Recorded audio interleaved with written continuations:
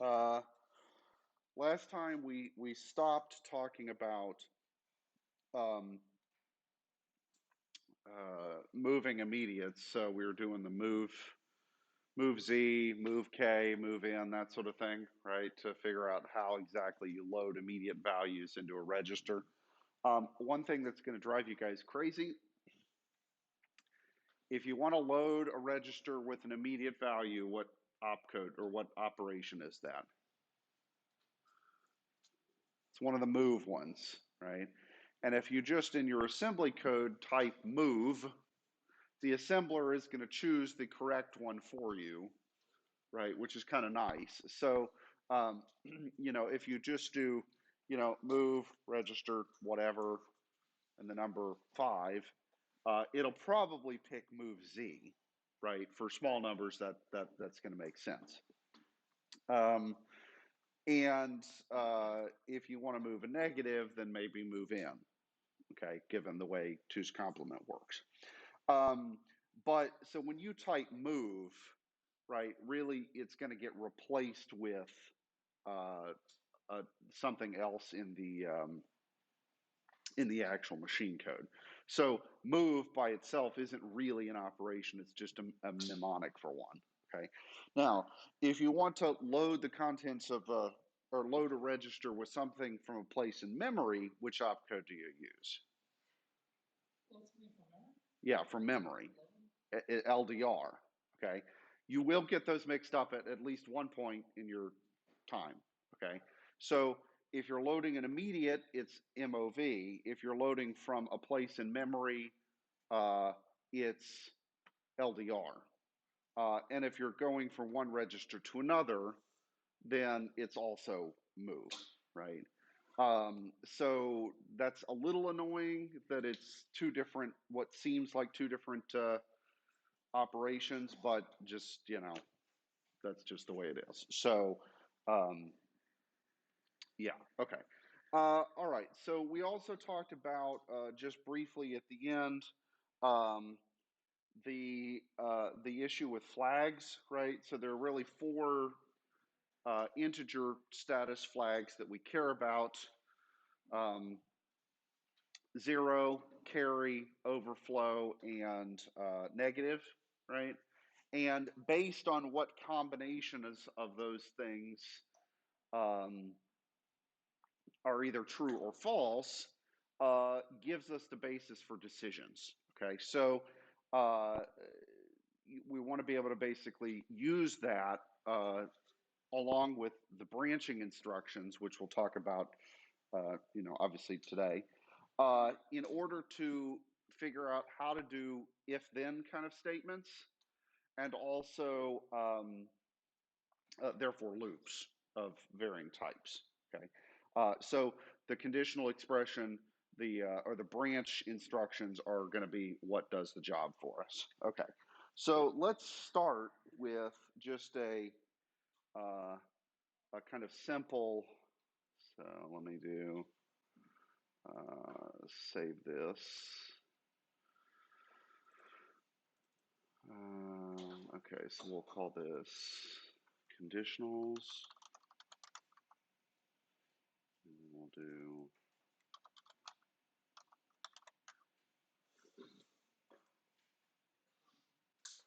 conditionals.asm. Okay, let's see who we got with us on stream. Academy Impossible, whoever that is. All right, so our data section, our text section, we're going to have our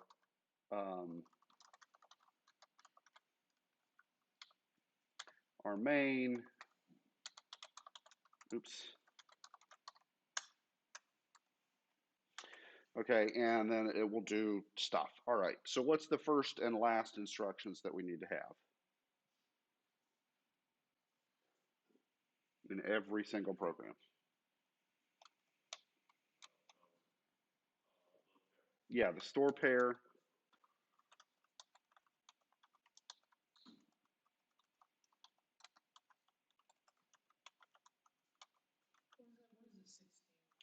The the 16 is how much we're expanding the stack by. So what this does is it basically says expand the stack by 16 bytes and then put x29 and x30 in the 16 byte slot that we just created. Okay. Now, this is one thing that's mildly annoying, but you just get used to it. When you expand the stack, what you're really doing is just changing the stack pointer, right? That points to the bottom of the stack in the sense of the lowest memory address that's part of the stack. And what must the stack pointer be? You guys happen to remember this? It always must be a multiple of 16. Okay, and so when you change it, when you expand it, you can only expand it by multiples of 16. That's a hardware requirement, not a software thing. Okay, so if you're only storing one register that's only 8 bytes worth of data, you still have to expand the stack by 16 bytes to handle it. That may seem a little bit inefficient, and it, in a sense is, but we have so much memory to play with that it's not really going to be an issue for us. So yeah. Okay. So that expands the stack by 16 bytes so that we've got room to put x29 and x30 are breadcrumbs. And then on the other end, we need to re-expand or load them back in and return the stack to its previous value. Okay. And then, of course, what's the very last thing that we need to do?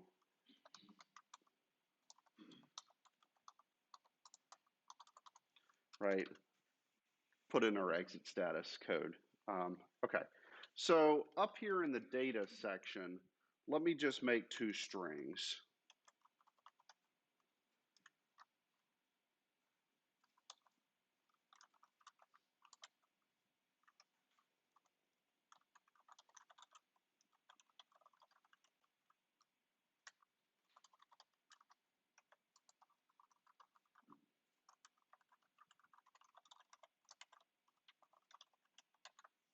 Okay. Whatever, nothing particularly special. Oh, and let me put a backslash in them so for the printing will look good. Okay, so what I want to do is basically set up what would an if-then kind of statement look like. Okay, so we could do something, or an if-then-else kind of statement. Right, we could do something like, let's pick a number, all right, and let's say if that number is bigger than 5, we print one string, and if it's less than 5, we print the other. Okay, just something like that, some silly condition. Okay, and I'm choosing the number 5 just completely arbitrarily here. So first off, let's pick a number, and I'll just pick 3.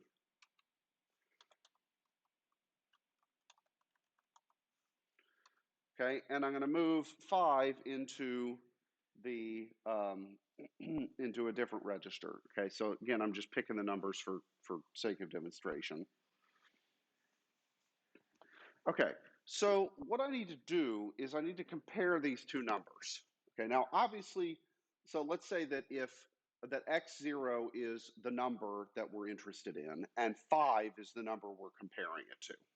Okay, so in this case, 3 is less than 5, so we'll print the first string, and otherwise we'll print the second string. Is that okay? Okay, so what I need to do is I need to compare these 2 numbers, okay? And the operation for this is the CMP instruction, okay, for compare. Now, what is that really going to do? Okay, what that really is going to do is actually this. So let me put a comment in.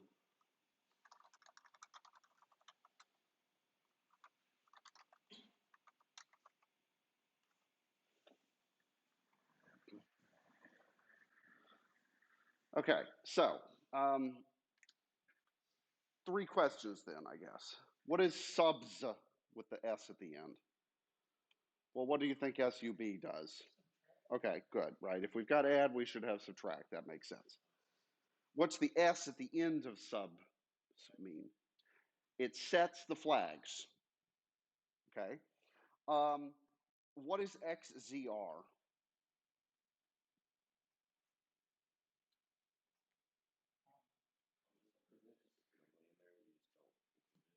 No, you have to include it. So XZR is a register whose values is always zeros. Okay, so if I'm writing the answer of this subtraction to a register that is always all zeros, am I really doing anything? No. So essentially, that's a way that you can discard the answer. Like, I'm going to take the difference of x0 and x1, okay, and I don't care what the answer actually is. Um, I mean, maybe I do, but all I care about is what happens when it sets the flags. Okay. So, for example, let's say that the two numbers were the same. If I did this comparison and therefore the subtraction, what would the resulting flags be if the two numbers were the same? Zero flag would get set, negative flag, overflow flag, and carry flag would be not set. Okay. So depending on which combination of the flags are set, that tells us all the different possibilities in terms of equal, less than, greater than, less than or equal to, and so on. Okay, does that make sense? And there's a chart in the book, and I think the 4,000 page PDF or whatever that has sort of which combination of flags go with which sort of mathematical um, condition, less than, or equal, and so on. Okay. Um, all right. So generally speaking, branching instructions are going to involve sort of um, two pieces. Okay. A comparison and then a decision based on that comparison. Okay. Um, so, so let me put a space here. Okay. And then we're going to have a branch. Now, the way that the syntax for this works is it's B dot and then a condition code. Okay, so I've typed COND here, but I'm going to replace that with something in a minute. Okay, so what this means is branch on whatever the condition is. Now, the condition can be equal, not equal, less than or equal, greater than or equal, all of those kinds of things. All right. So in our case, what do we want to do in the situation where the x0 number is less than x1? Print the first string. Okay. And otherwise, we'll print the second string. Okay. So what I'm going to do is I want to print in the situation of less than. So I'm going to do LT for less than. If I wanted less than or equal, it would be LE. Okay, and you'll get used to those. Okay, now, the branch instruction requires us to say, where are we branching to? Okay, and what I have to put here is a label, okay, or a memory address. So let me put print 1.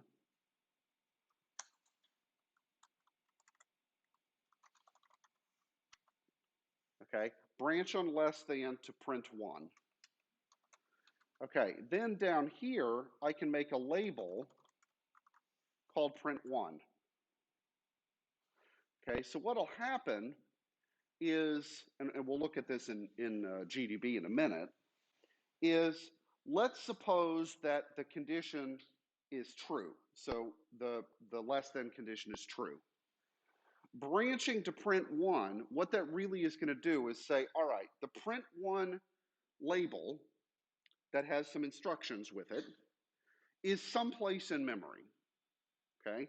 I'm going to change the program counter from whatever it currently is to whatever the memory address of this instruction, the first instruction of print1 is. Okay, so if the condition is satisfied, I jump to a different place in the program by changing the value of the program counter. Okay, now, do I know where all these instructions are going to be in memory yet? No, okay, but what I do know is that I can just make a label and say, okay, print1 is going to be a routine that starts here and has some instructions, and then the assembler is going to sort out actually where that is in memory for you. Okay, so typically, actually, these assemblers are what we call, well, at least two-pass assemblers. So what it does is it goes through the first time, analyzes everything, and says, oh, he's got all these labels here. I'll just kind of leave some placeholders, and then I'll go back through and replace the placeholders with the actual memory addresses once I know how long the program is. Okay, and that all just sort of happens in the background in when you hit the the assemble command, and it just magically happens, and there's no worries. Okay, but that's what really is happening. Now, strictly speaking, actually, what it's doing here is it's doing it as an offset of the current program counter value rather than just outright replacing it. Right, so it's saying, okay, if I'm on line 5 and I want to go to line 12, that's 7 lines down. How long is each instruction? 32 bytes. So I know how many bytes I need to go down in terms of my program counter. Okay. All right, so does that kind of make sense? Yeah? Yeah. When you said that it goes through and leaves some spaces for labels, is it, in reality, is it leaving exactly how many spaces there are for labels, or is it actually just leaving like a random number? Oh, think of it as like it's leaving like a placeholder variable. Right, but like, is it the exact number based on these labels? Yeah, yeah. And of course, the other thing is the white space here is ignored, right? So the white space doesn't actually exist. That's just me trying to be clean. Okay. Okay. So if I want to print the first string, what do I have to do? I need to load register, which one? With what? The address of string 1. Oh, I did, yes, thank you. Okay, then what? Okay, and then I need to branch to printf. Okay. Okay. Now this branch is BL, and I'll explain what the difference is in a minute. Okay. So let me finish what I was thinking about. Okay. Now what do we want to do if we want to print number 2? Same thing, except we're loading the other string instead. Okay. Okay, so what happens here, so look up at line 16, okay, is if the condition, the less than condition is true, okay, then where are we going to jump to? Line 20, the first instruction of print1, okay? And then we would load in the string and we'd branch to printf. Okay, if this condition is not true, we go to the next instruction, which does what? Sends us to print 2, which is line 24. Okay, now this instruction, number on line 17, B, with no decoration, what do you think that means?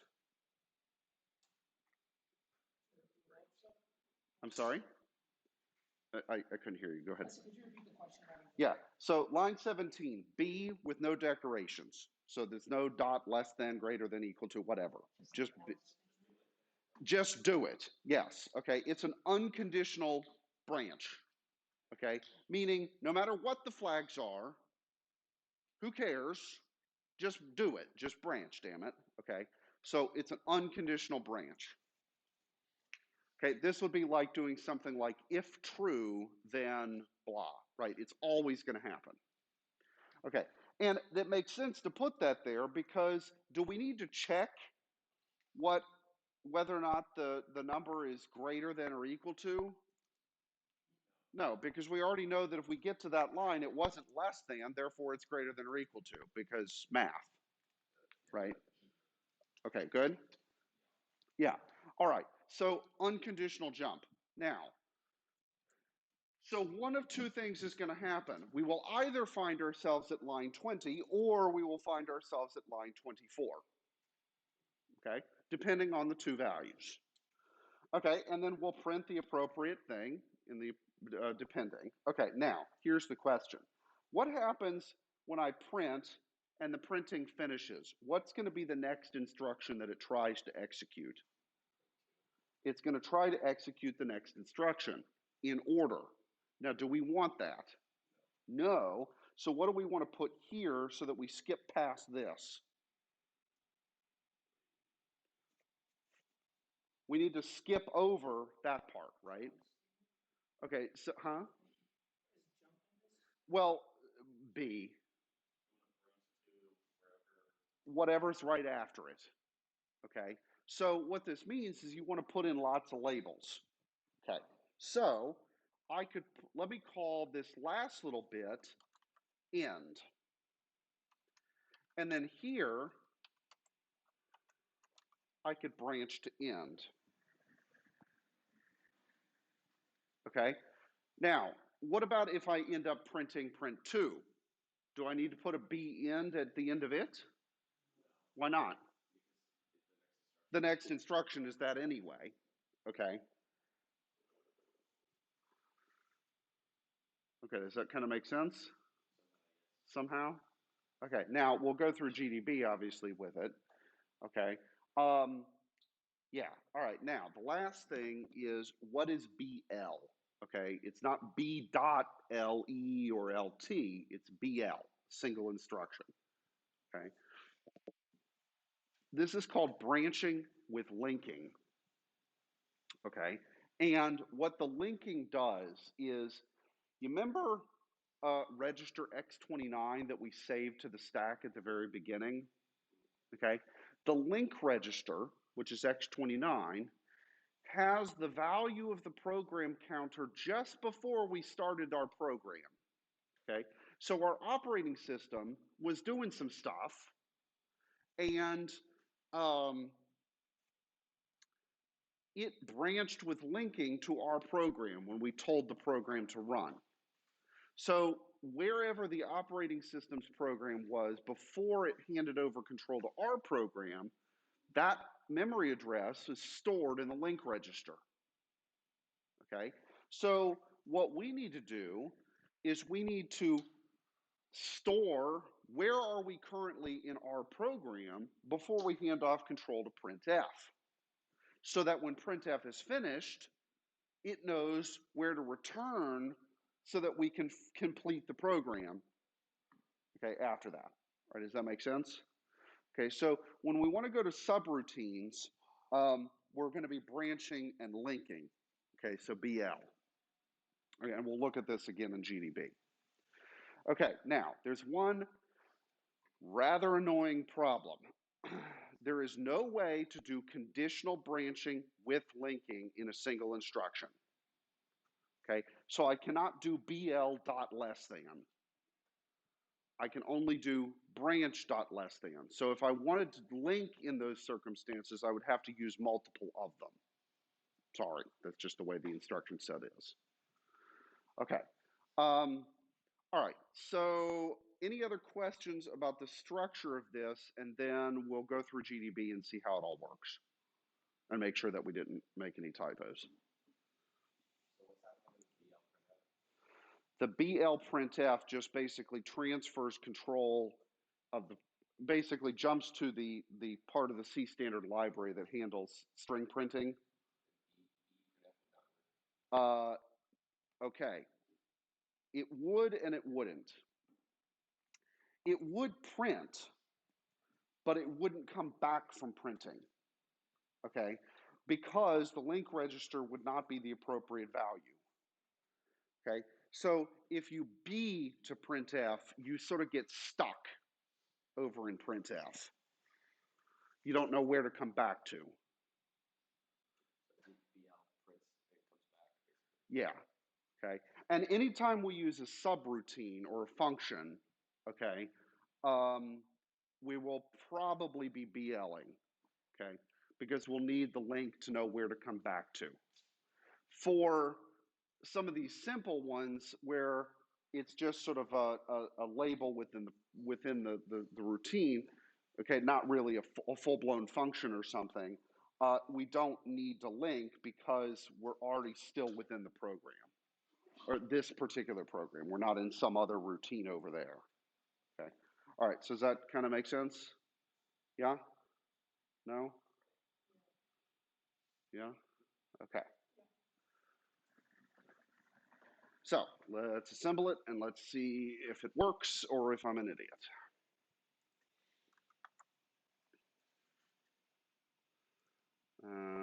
Just double check that I didn't make any typos. Okay, I think we're all right. Okay, so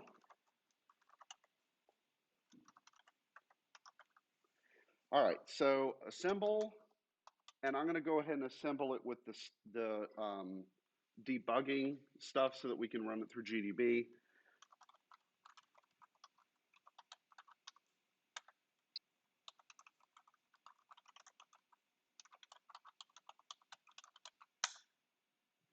Okay. All right, so looks like it worked. Okay, and which string did it print? String 1, because it's less than 5, because 3 is less than 5, right? And if I went in and changed that number, then obviously something else might happen. Okay, so we'll change the number in a minute just to make sure. Yeah. What if you have like two conditionals and you know that there's like just a B? So if you did like a B dot LT and like a whatever the one for greater than is. If you have, but if you have like in the middle where it's not defined as a conditional, then you have potentially have a problem. So it would be an error message if you don't. No, it's not going to be an error message. It just means that your program is going to not necessarily do what you want. So Cole's question, right, is what about if you want to do something if it's less than, if it's greater than, but a third thing if it's equal to? You would need to have branch if less than whatever, branch if greater than whatever, and then what's the remaining default case?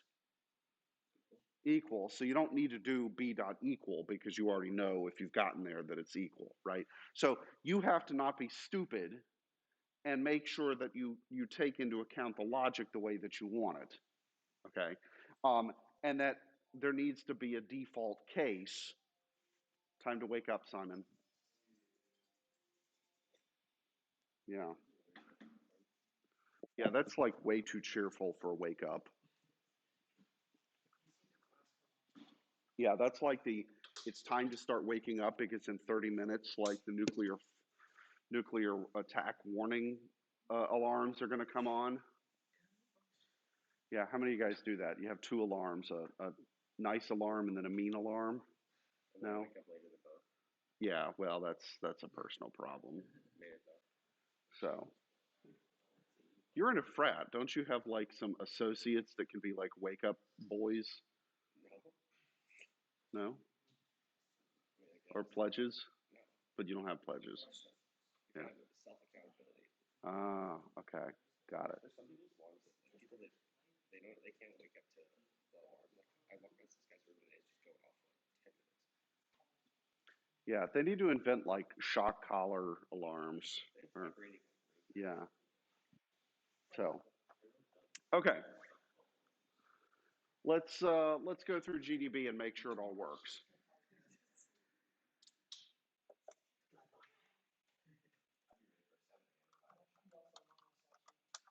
Yeah, you'd wake up, but by 7:45, when the adrenaline wore off, you'd be, yeah. So, well, so actually, interestingly enough, back in the day, I think classes started at like 7:50, maybe 7:30. And there were Saturday classes. Yes. So classes used to meet Monday, Wednesday, Friday, or Tuesday, Thursday, Saturday. Um, you know, it's interesting. I'm not entirely sure how they did that. Like if they only had Tuesday, Thursday, Saturday morning classes, and then football was in the afternoon. But um, yeah, there used to be Saturday class until like the 70s. Yeah.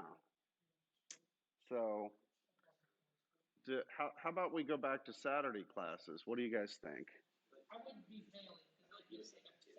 Oh yeah, I would hate that too, right? But Saturday, 8 a.m., you guys want to do some assembly? In the 70s is when it ended.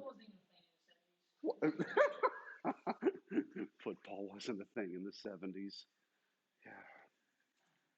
Yeah. All right.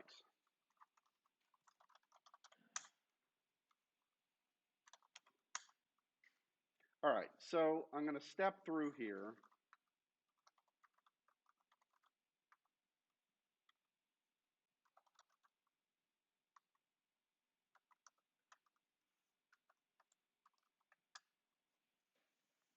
Okay. And of course, I've just executed the two instructions to load the registers with 3 and 5 respectively. So not surprisingly, X0 and X1 have 3 and 5 respectively. Okay. And what instruction am I about to do here? The comparison. Okay. And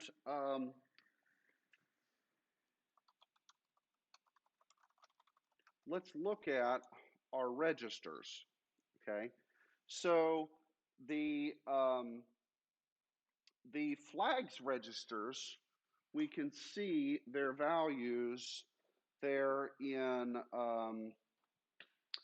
the CPSR, the processor status register. Okay, and this is the integer version of it. So the floating point units also have their own status register that obviously we can ignore for right now. So we have not yet done the comparison. Okay, so so let's step one more instruction and then see what happens.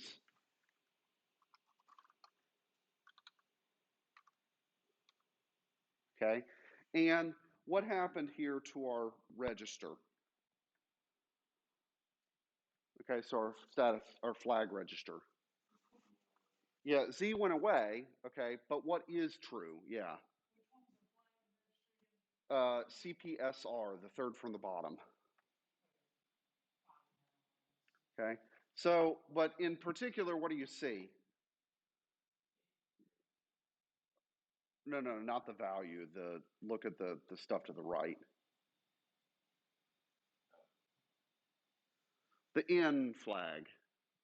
Okay, so what does that mean? The result of that subtraction was negative, and that means that the first number is smaller than the second, right? Because 3 minus 5 is negative, and therefore I know that 3 is less than 5. Does that make sense? All this stuff would have worked with W0, right? Oh, yeah, totally. Yeah, yeah. Um, I just picked X's because, well, for what we're doing right now, it doesn't really matter. It's just an example. What if you CMP You can't do that. Okay, you can't mix. There shall be no mixing of kinds, right? So W's and X's. If you wanted to compare a W to an X, you would have to first extend the W into an X appropriately. Now, if the numbers are positive, you don't really have to worry about this because what's the first, like if you've got a positive number in a W, what's the first 32 bits of that W? It's a bunch of zeros, right? And so you don't have to worry about it. If the number is negative, on the other hand, then you would have to extend so that there's all ones in the beginning. Okay, so so that could be an issue, but if you're smart and you just sort of think in advance about what kind of registers you need to use, then this isn't a problem. Or okay, all right. So Right, so our negative flag got set because the 3 was less than 5. Okay, makes sense. And then based on that, the b.lt instruction is going to get triggered because the appropriate flag, in this case the in flag, was set. Okay, and so we jumped to which instruction? Print 1. Okay, now notice right before we did this, what was our program counter's value? Well, it's right here. This one, 4005F8. Okay, the branching instructions change the value of the program counter, and that basically jumps you to a different segment in memory to load in the next instruction. Okay, now after the condition, after the branch instruction was executed, what is now our program counter's value? It's this. Okay, so we jumped from 5F8 to 600. Okay, now in this case, what's the difference between 4005F8 and 400600?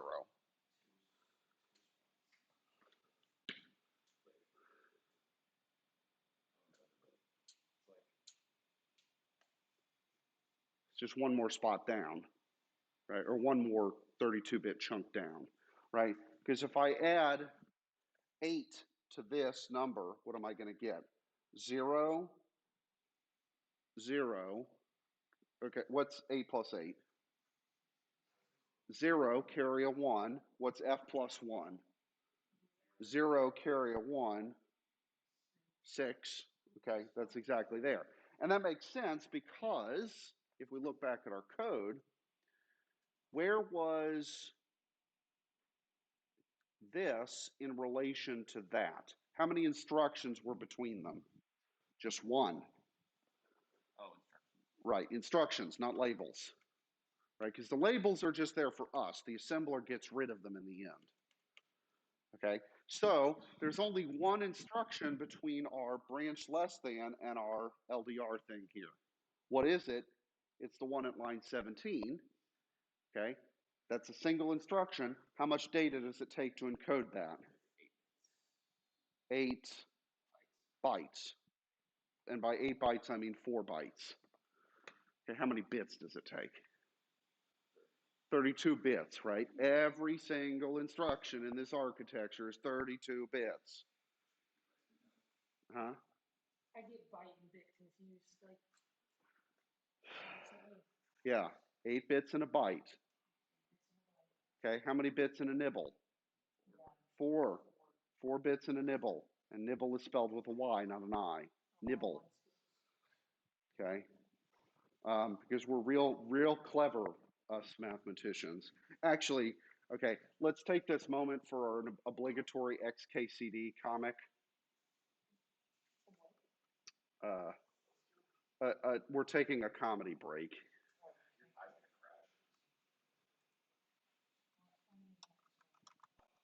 Oops, would help if I spell it correctly.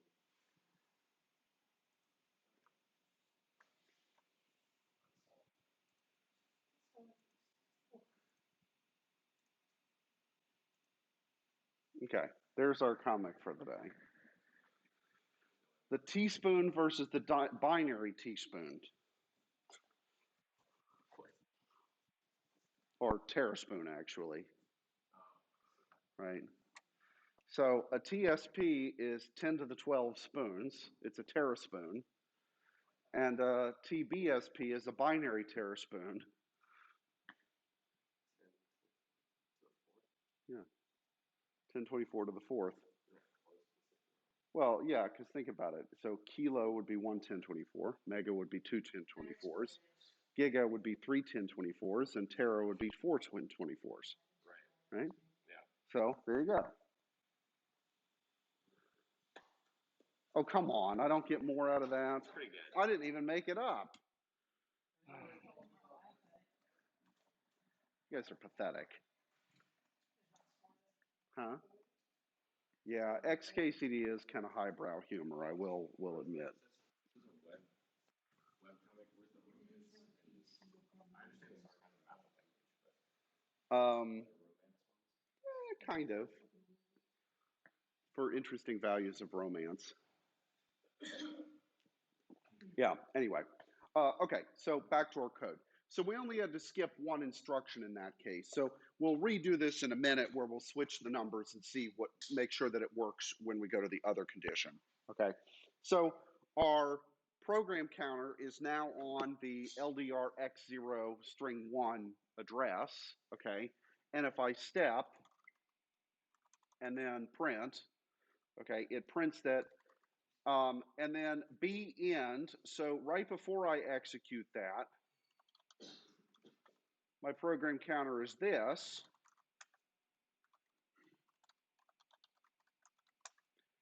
After I executed it, what's my program counter?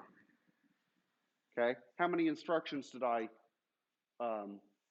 skip there?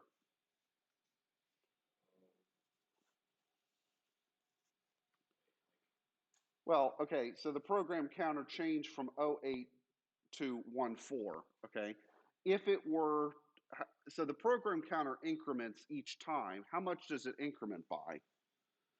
Well, if it's loading in a 32-bit instruction, it needs to increment by 4 bytes, right? So what would be the thing immediately after 608 in terms of instructions? Where would it be located? You have to think. 60B, because it'd be in hex, right?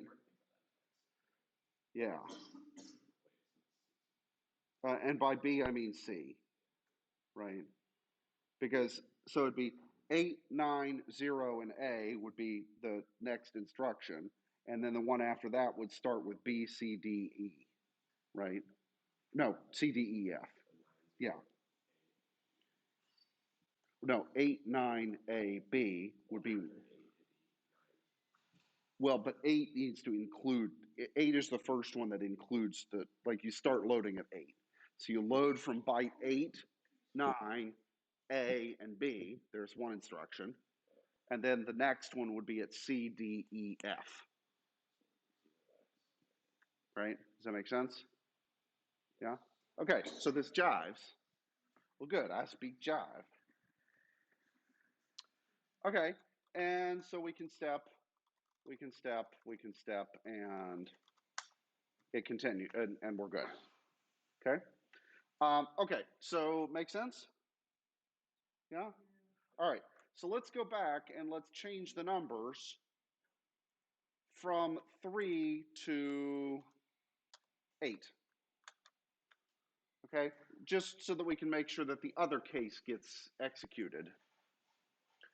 All right, so I need to reassemble it, obviously, and relink it, and then go back into it. Oops.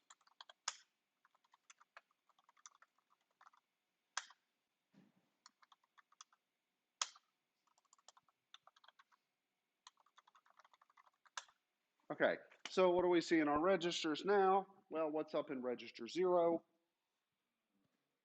8, okay, that makes sense. Register 1, 5, makes sense. Bunch of other crap on all the other registers that I don't really care about right this instant.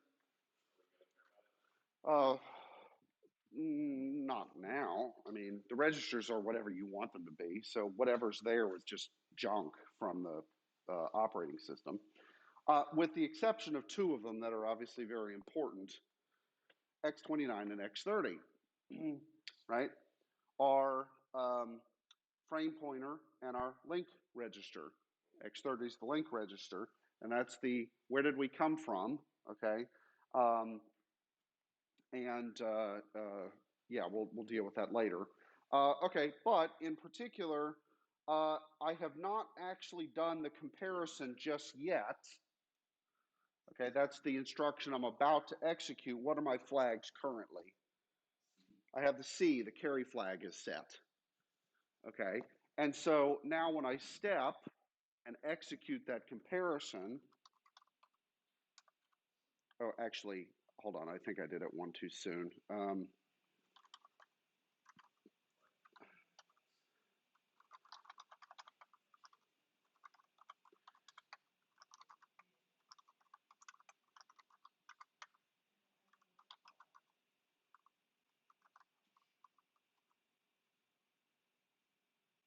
Okay, sorry. The I waited one instruction too late. So I'm about to execute the comparison. So right before I execute the comparison, what are my flags? The carry and the 0 are set, okay? Immediately after I do the comparison would be. So when you say step, that's like when you see that the next, when you hit step again, the one you just read is going to do. Exactly. It tells me what the instruction is right before I execute it, okay? All right, so what happened here, my 0 flag is no longer set. And that makes sense because what's 8 minus 5? 3, okay? So 8 minus 5, the 0 flag does not get set, right? The carry flag, however, did. And I guess the reason to think about that would be, how do you do 8 minus 5? Really? Well, okay. Yeah, okay, and how do you encode -5? Yeah, with the 2's complement stuff. Okay, all right, so anyway, our carry flag got set, our 0 flag is not set, and that makes sense, okay? And so, excuse me, but in particular, did our negative flag get set? No, because the result of the subtraction was not negative, okay?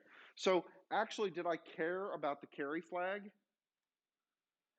So did the carry flag get set here? No, it was just there, okay?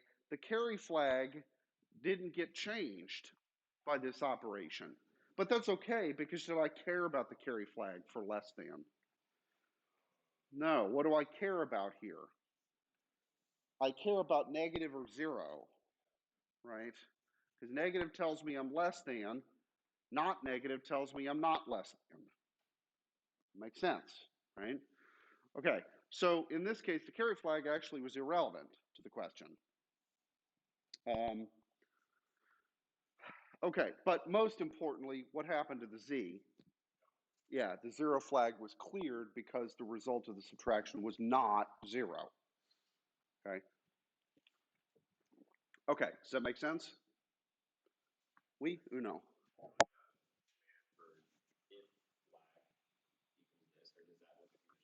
That's what the conditional is doing. It's just checking the flags. Yeah. I should elaborate.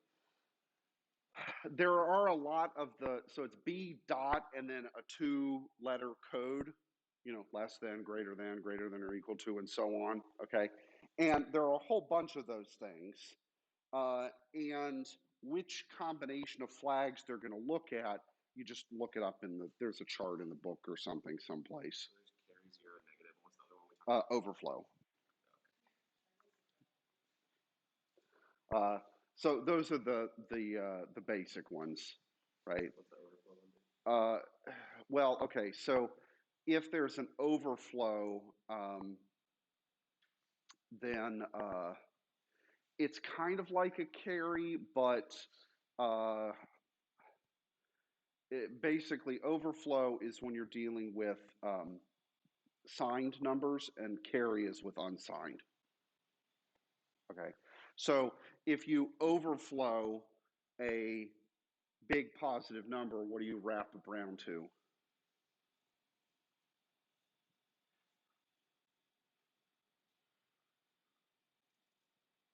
Well, so what happened to the Gangnam Style video on YouTube? Okay, but how did it break it?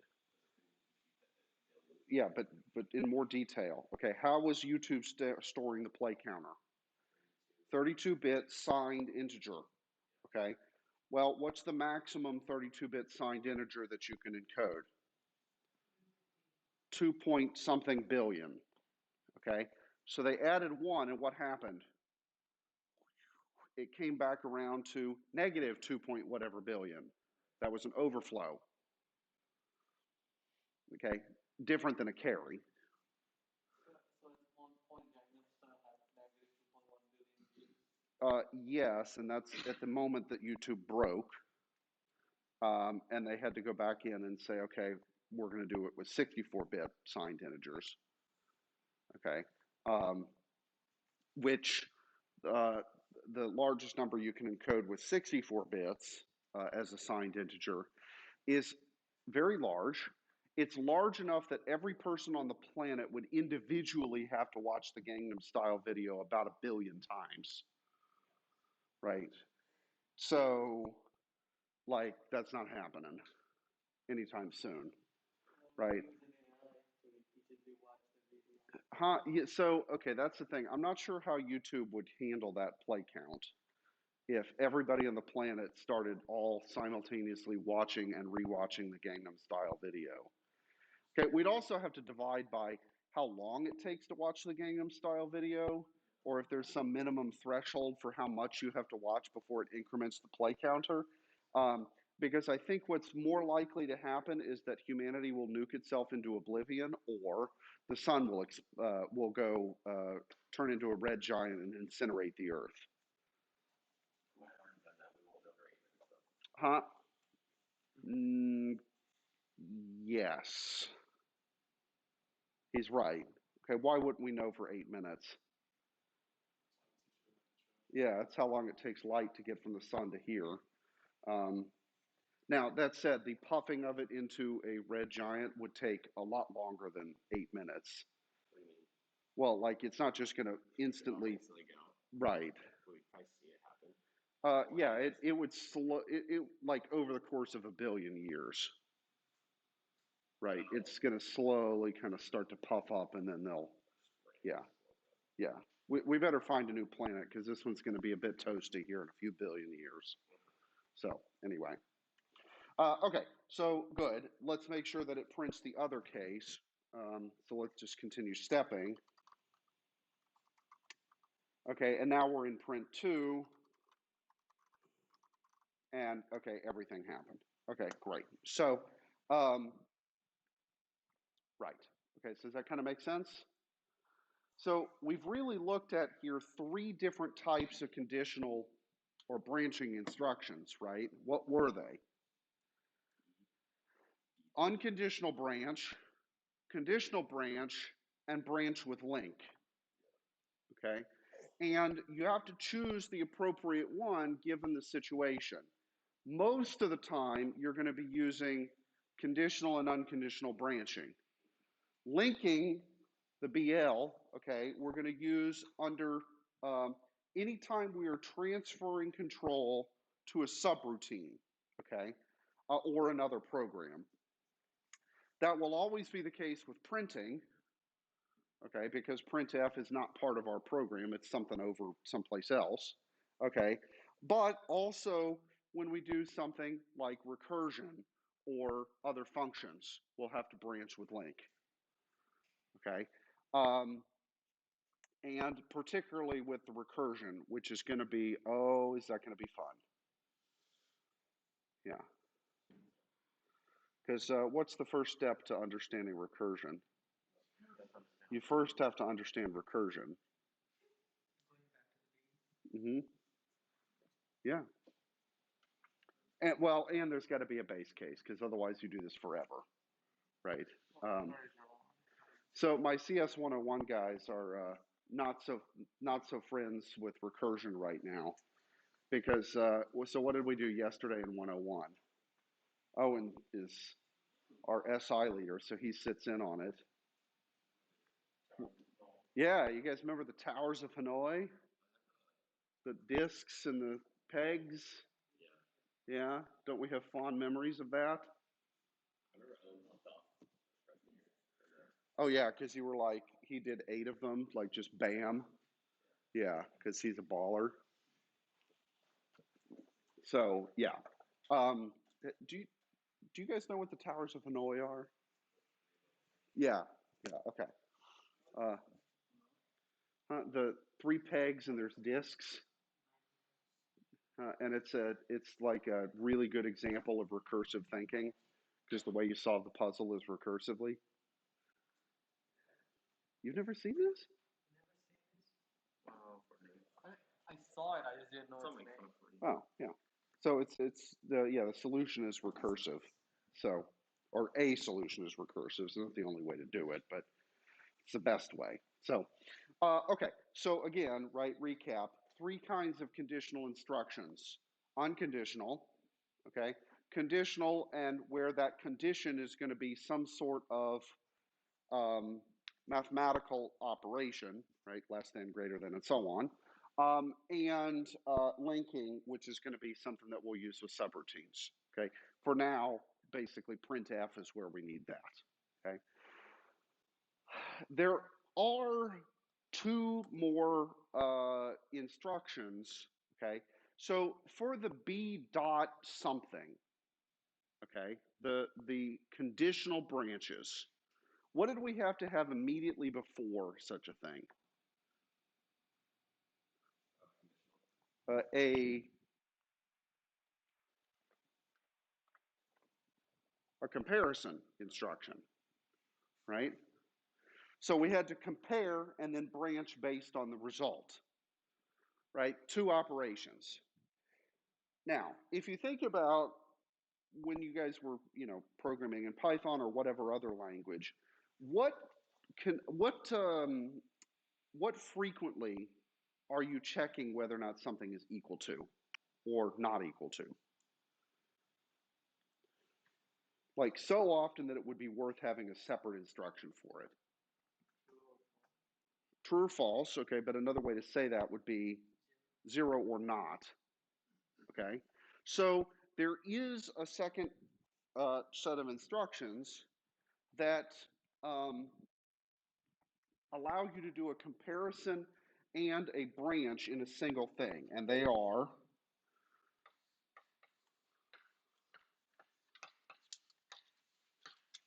CBZ and CBNZ. Okay, now what do you think these stand for? Compare and branch on 0, and also compare and branch on non-zero. Okay, so if you want to compare a number against 0 or not, okay, those 2 instructions are very handy because you can do it in one line. What would be a good example of where we care about whether something is or is not zeros? I'm sorry? Condition. Well, but with a conditional, right? Like a more specific example, right? Like something that we've done in C.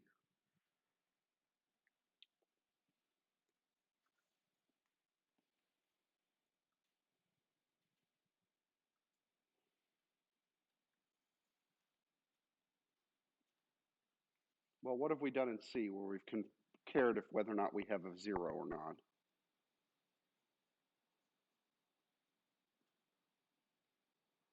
What's at the end of every string? A null terminator. So this can be really handy in string processing because if I do CBZ, that would happen precisely when I hit the null terminator of a string. Or CBNZ would be, I've not hit the null terminator, go back and keep doing something. Okay, so one of the 2, depending on which way you want to kind of orient the logic. Now, that's obviously not the only example, but yeah, okay. Another thing would be if you had a loop of some sort, okay, what kinds of loops are there in C or Python or whatever other language? Okay, so loops. There's a for loop, there's a what? A while loop, and depending on the language, you may also have a do while loop, okay? Python doesn't, but C and a few others do. Okay, so in particular with the for loop, what do you need to have to make a for loop work? Yeah, well, in Python, you would say for I in range something or other, okay? But basically what that's tantamount to is you need a counter, right? You need a starting value of the counter, you need the ending value of the counter, and then if you want to be fancy, you could also worry about the increment. What normally is going to be the increment for your counter? 1, okay, or -1 if you're counting backwards, okay? But it certainly doesn't have to be. Your counters could be, you know, skipping every 2s or whatever.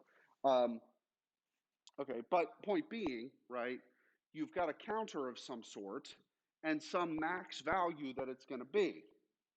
Okay, so if I wanted to write a for loop, what kind of thing am I going to need to do here? I'm going to need to have a comparison each time I'm executing a loop that checks whether or not I've hit the max value of my counter. Okay, does that kind of make sense? Theoretically? Okay, so let's write a simple for loop here.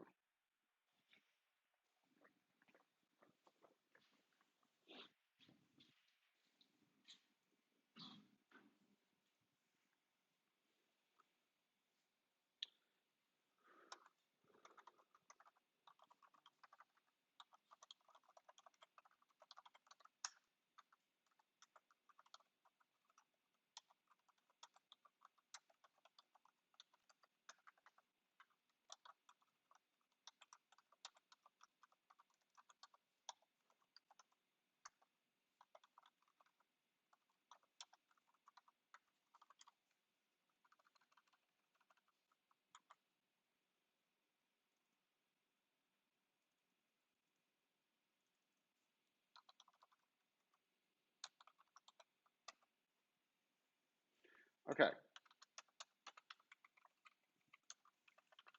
So for my first trick,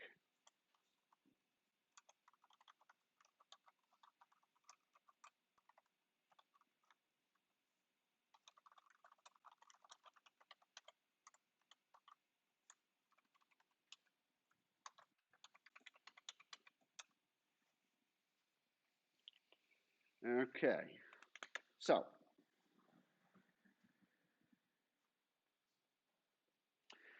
what I want to do is let's just print this string 5 times, whatever. I'm just making up a number. Okay. All right. So if I wanted to do this in C, what would I be doing to print this? All right. So let me actually type that down below in comments. Oops.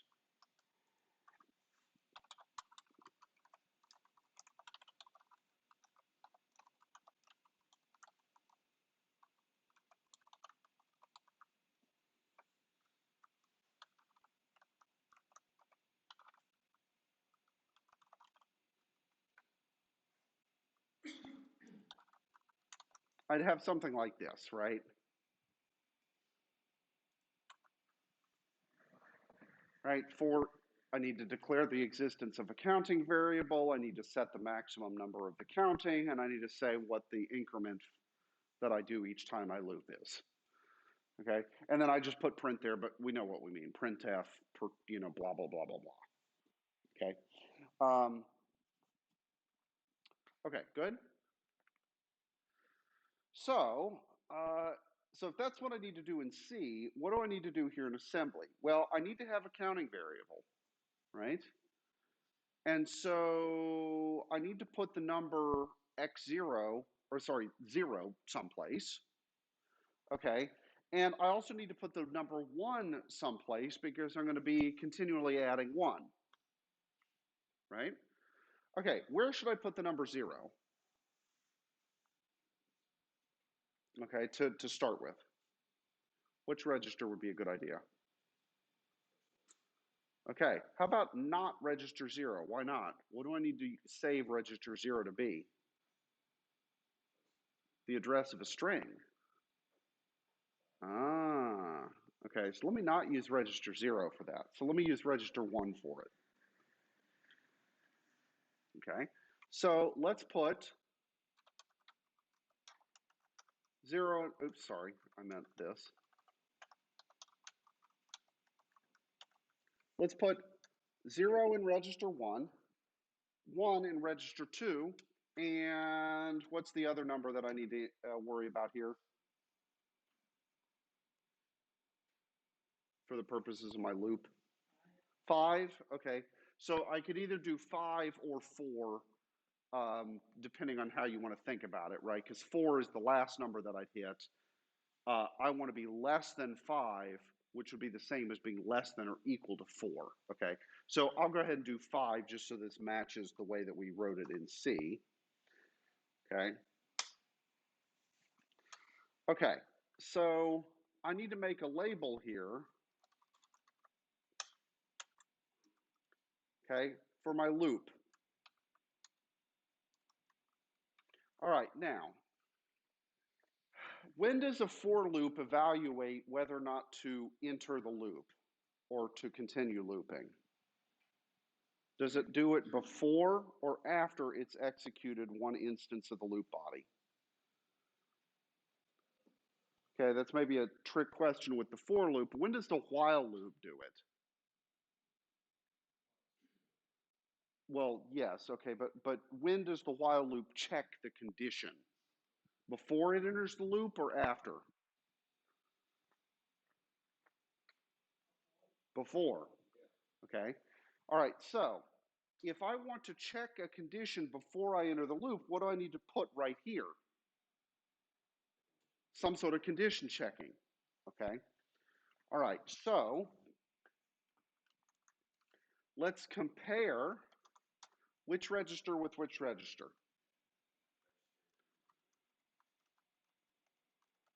X1 and X3. Okay, why is it X1 and X3? Yeah, X1 is my counter, X3 is my max value, okay? And under what conditions should I enter the loop?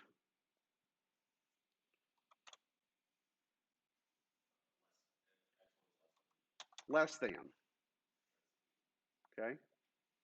Or sorry, yeah, less than. LE would be less than or equal, okay?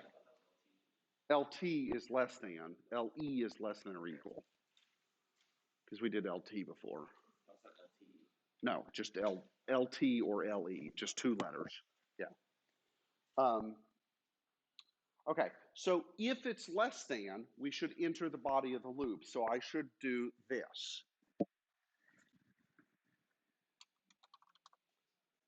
Okay? Otherwise, what should I do?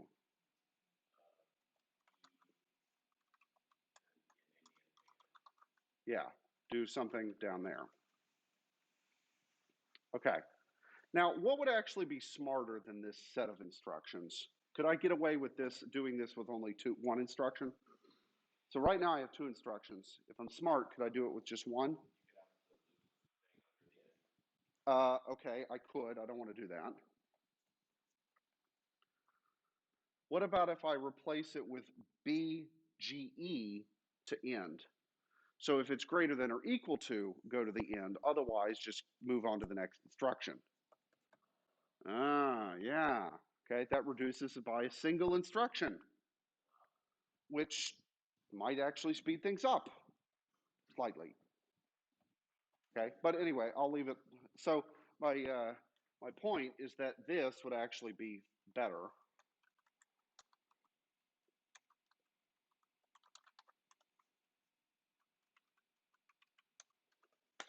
Okay, because that'll skip us past the loop if we need to go past the loop. And if we need to enter the loop, well, then we go straight into the loop because it's the next set of instructions. Okay, does that make sense? Excuse me, does that make sense? Okay. Okay, now, what's the loop? Well, what is the loop supposed to do? So there's no more if, we are in the loop. We need to print, okay? So, and for reasons that'll become clear in a moment, I'm going to put this here.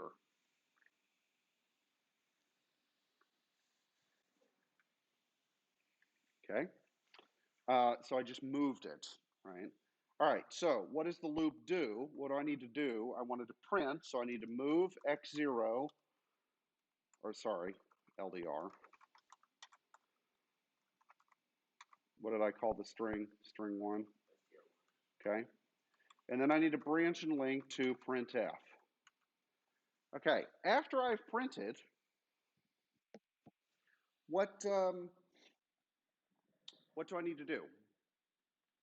So after I've printed, printing's done, what do I need to do? Two things.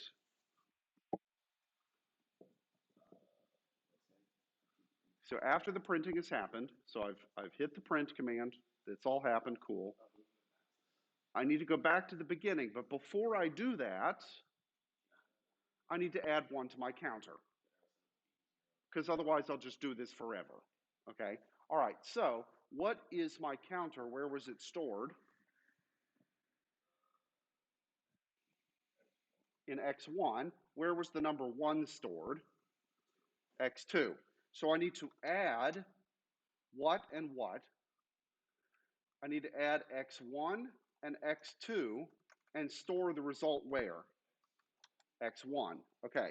Now, does that instruction bother anybody? Well, okay.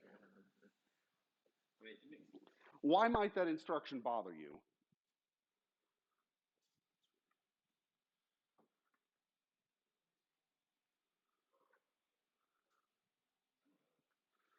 Well, okay. So what this is doing is it's taking the value of x1, it's changing it, and then replacing x1 with that new value. Okay, so that is a valid instruction to write back to the register that the data came from. Oh, because we need to update our loop counter, right, to count how many times we've printed. Because otherwise we'll be printing forever, right, which is bad. Okay. If we've done this right, because what'll happen is x1 will equal 5, we'll compare 5 with 5, and then branch on greater than will be true, or sorry, greater than or equal, because 5 is bigger than or equal to 5, and we'll branch over there to the end, and the printing will be completed, right? And so should only happen 5 times. Okay, so we just incremented our loop counter, and then what's the very last thing we need to do? What should we put right here? B, branch. B loop, no dot. Okay, we need to branch back up to the top of the loop. Okay, so let's look at the structure here. What's at the very, very tippy top of the loop? The checking the condition part. Should I keep working or not? Okay, then the loop body, and then what's down there at the very bottom of the loop? An unconditional branch to send us back up to the top. Okay, so this is the structure of a for loop or a while loop, because where does the condition get checked? In either a for loop or a while loop. At the beginning. Okay, if I wanted to make a do while loop, what would I change here? Where would I put the condition and the branch? I put those at the bottom rather than at the top. Okay, just depends on which kind of structure I want. Okay, so let's run this, and we're going to see whether or not it works and what disastrous results we could encounter. Okay, so what possibly could go wrong?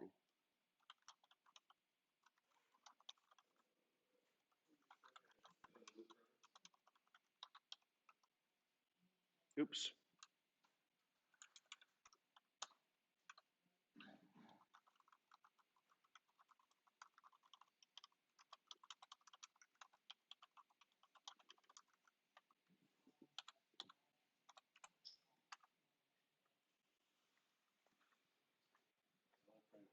It only printed once.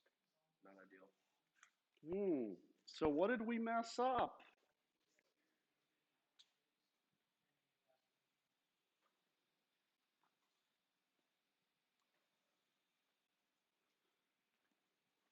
Let me go back to the code so that you guys can take a peek at it. No, it's very subtle. Okay, everything looks good. And I deliberately led you guys into a trap. It's a trap. Right, and then you have my little Admiral Akbar thing. Okay. Which register did we put our counter in? Okay, we put our counter in X1, right? X2 was the number 1. That was what we incremented by. No. You're comparing X1 to X. That's fine, because X1 is my counter and X3 is the max value. That's okay. Nope, greater than or equals fine, because, you know. But last time I checked, even if that was an issue, I should have gotten 4 printings instead of 5 rather than 1 versus 5, right? So something seriously screwed up for us to only get 1 printing.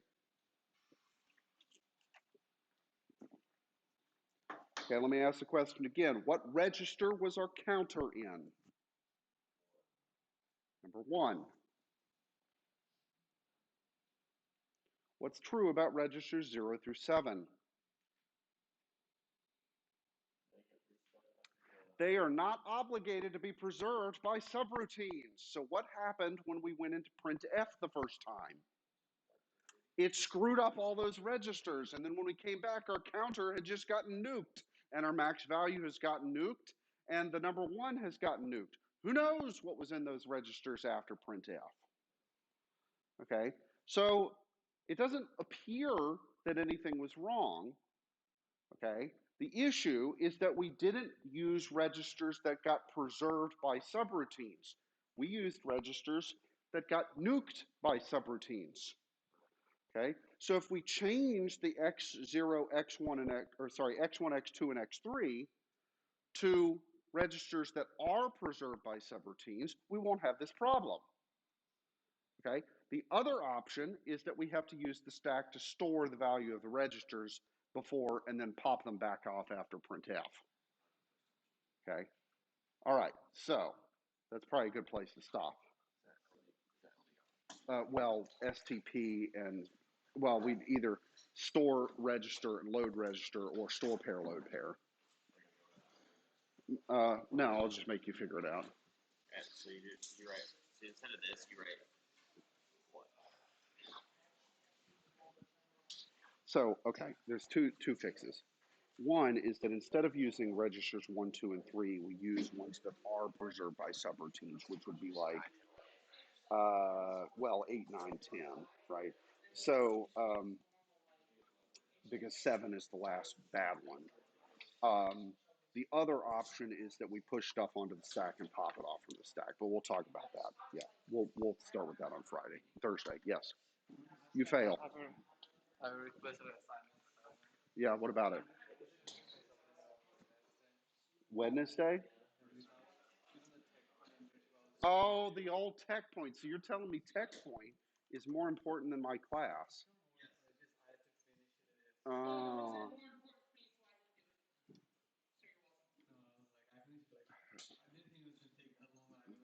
Get it submitted ASAP. See if you play. Yes. I'll point you when we go outside. Yes, yes.